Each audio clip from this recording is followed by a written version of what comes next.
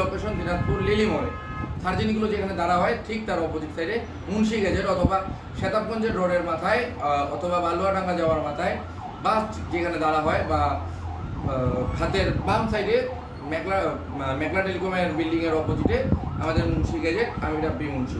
এখন আপনাদেরকে বলি যে আপনারা কত টাকা বাজেট থেকে আমার কাছে মাল পাবেন।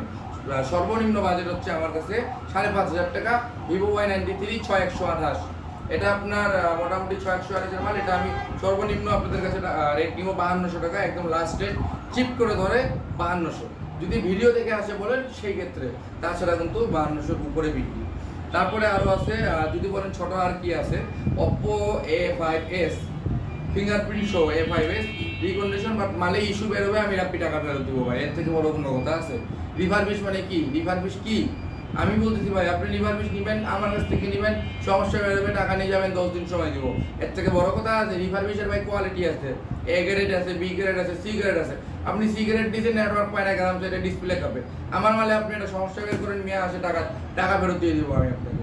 এখন অব্দি 120-এর উপরে মাল বেশি ভাই, 5টা মালের এখনো কাস্টমার আমাকে খারাপ রিভিউ দেয়নি বা বলেনি যে ভাই এই মালের সমস্যা। হ্যাঁ, 2-1টা সমস্যা হইতেই পারে। সমস্যা হয়েছে আমি টাকা দিয়ে দিচ্ছি, নাহলে মাল রিপ্লেস দিয়ে দিচ্ছি ভাইয়া, একদম খোলামেলা। যেহেতু আপনারা জানেন এটা রিকন্ডিশন মাল অথবা রিফারবিশ।